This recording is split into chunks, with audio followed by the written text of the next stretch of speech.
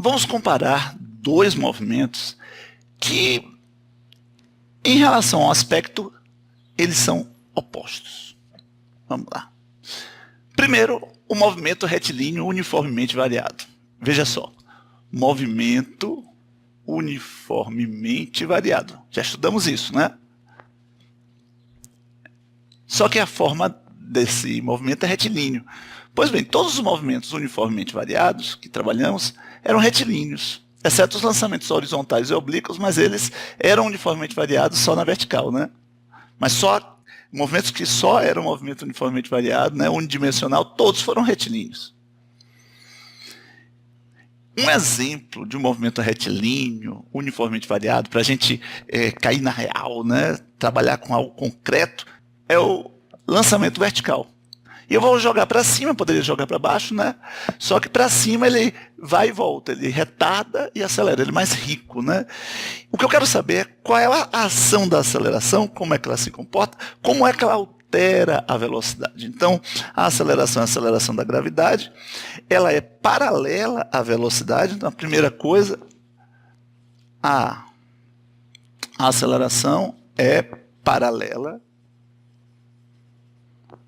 à velocidade, ou seja, a aceleração possui a mesma direção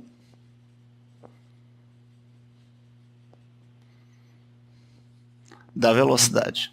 É a mesma coisa, né? Ser paralelo, possui a mesma direção. Agora, a aceleração aqui está no sentido oposto à velocidade. Então, qual o efeito da aceleração na velocidade? Ela vai diminuindo o módulo da velocidade, até tirar todo o módulo, né? Até zerar o módulo. E depois não fica parado, ele desce. Então, o que é que essa aceleração faz? Ela muda o módulo da velocidade. Agora, também muda o sentido, né? Em algum momento aí mudou o sentido. Se bem que se ele começasse para baixo, não mudaria o sentido. Então, eu posso dizer que essa aceleração no movimento retilíneo uniforme, às vezes, muda o sentido da velocidade. Bom, então, se eu tivesse com o corpo andando na horizontal, uma velocidade para lá e uma aceleração para cá, o comportamento seria o mesmo. Ou seja, tudo isso seria verdade e o movimento seria retilíneo uniformemente variado. Tá bom? Então, o lançamento vertical é um exemplo do MRUV, mas o MRUV não se restringe a um movimento só sob efeito da gravidade. E fica claro, né, que essas acelerações são produzidas mediante uma força. Né, uma força na direção da aceleração. Ok? Certo. Agora vamos para um movimento diferente. O movimento circular uniforme. Veja, o movimento circular uniforme, antes de qualquer coisa, é um movimento uniforme. Só que a trajetória dele não é retilínea, é circular. Então não segue a lei da inércia. Se não segue a lei da inércia, não é natural. Se não é natural, é forçado, precisa de uma força. Certo? Então, o movimento circular uniforme precisa de uma força, e se precisa de uma força, tem que existir uma aceleração. E aí entra em conflito. Como é que existe aceleração e o movimento é uniforme? Entendeu? Então, preste bem atenção nisso. Existe um exemplo para a gente se basear de um movimento circular uniforme ou fica só na abstração? Bom, existe um exemplo claro do dia a dia. Quando seu pai vai fazer uma curva com o carro, ele pode fazer a curva com 40 km por hora, mantendo o ritmo, sendo um movimento uniforme, certo? E circular, ok? Agora, existe um movimento circular uniforme que é produzido pela gravidade.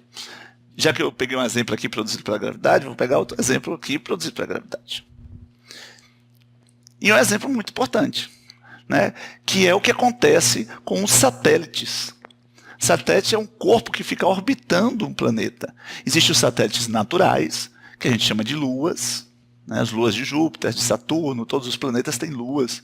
Existem os satélites artificiais, aqueles criados pelo homem, né, e responsável, por exemplo, pelo GPS, né, o posicionamento dos corpos na Terra através do GPS. Então, vamos lá, aqui tem um satélite. E o que é que faz o satélite? O que é um satélite? O satélite é um sistema, né, eletrônico, certo? Mas ele não tem foguete. Ele não tem um sistema de propulsão. Sabia disso? O satélite é um corpo que mecanicamente é como se fosse uma pedra. Só que eletronicamente ele pega energia solar e começa a fazer transmissões e funcionar eletronicamente. Então, tem um satélite ali que ele não vai sozinho para lá. Tem um foguete que leva o satélite para uma certa posição, com uma certa velocidade, mira o satélite em uma direção e larga o satélite. E aí esse foguete ele é desligado, ele cai na Terra ou vai embora. Bom, o fato é que o satélite é um corpo, uma pedra, e a Lua também é uma grande pedra, que está orbitando um planeta, no caso aqui orbitando nossa Terra, tá certo? Então, esse satélite, ele é lançado para lá. E aí você se pergunta, por que o satélite não vai em linha reta, seguindo a lei da inércia? Porque existe uma força que a Terra faz. Acaba. Força gravitacional. Da mesma forma que aqui teve uma força. Força gravitacional ou peso. E aqui também teve uma força, que não é a gravitacional. Né? Essa força força essa velocidade a mudar a direção. Então ele não vai seguir em linha reta, ele vai desviando. Se o movimento é circular uniforme, o tamanho dessa velocidade, nessa representação geométrica, né, o módulo continua o mesmo. E aí a força gravitacional, que sempre aponta para onde? Para o centro do planeta, né? Que acaba sendo aqui o centro da trajetória, ela continua desviando a direção.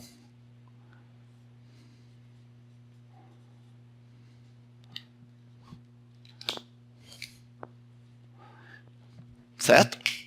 Agora tem uma coisa. Se o movimento, né, isso é um movimento real, produzido pela gravidade, e se o movimento é uniforme, essa força acaba não mudando o módulo da velocidade. Então ele está fazendo curva, isso existe, cara. Ele está fazendo curva sem ficar mais rápido. Só que não é o pneu e o asfalto interagindo que gera isso. Né? É a gravidade, é a força gravitacional. Só que essa força gravitacional, como qualquer força, existe para gerar uma aceleração. Então esse cara aqui, ó, ele sofre uma aceleração. Para onde? No sentido da força. Então é a aceleração a responsável por mudar a velocidade. Entenda? Velocidade vetorial, pensando como vetor. E que mudança essa aceleração está produzindo nessa velocidade? No movimento circular uniforme. Está mudando o tamanho da velocidade? Não. Está mudando o sentido da velocidade? Está fazendo ele assim, voltar? Não. A aceleração no MCU muda a direção da velocidade.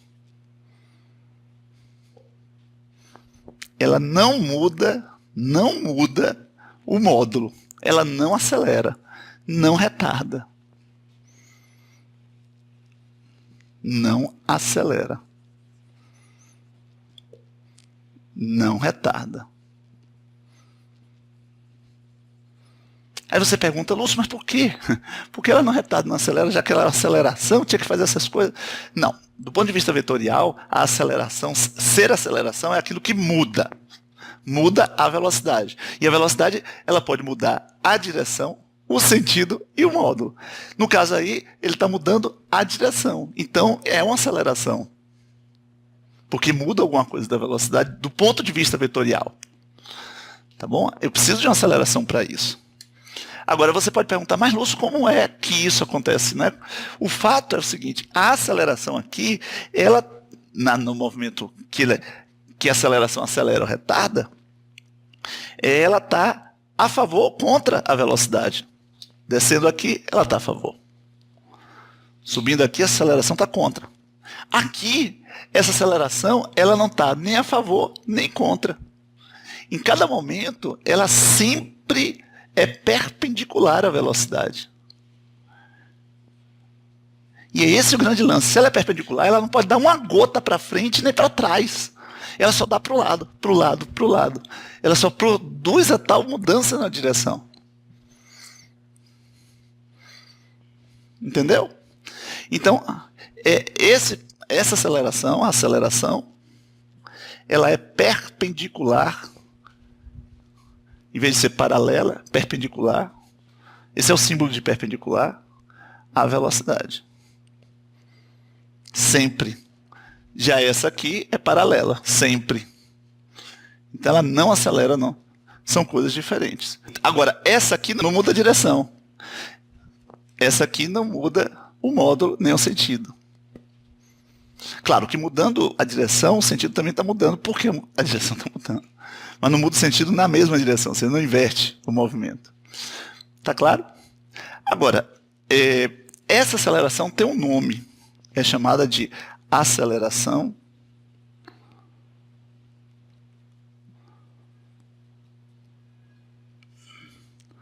tangencial.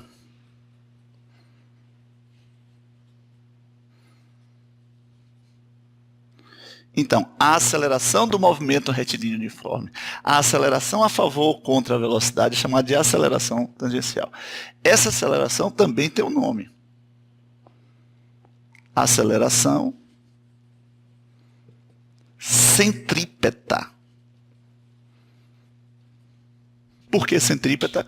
Porque ela aponta, apontando perpendicular à velocidade, sendo a velocidade tangente. É assim que a gente chama, né? Quando ela toca só um ponto aqui na curva. Tangente à trajetória, a aceleração aqui está apontando sempre para o centro. Entendeu? E se está apontando para o centro, voltar para o centro pode ser substituído pelo adjetivo centrípeto. Entendeu? Então, a aceleração é centrípeta.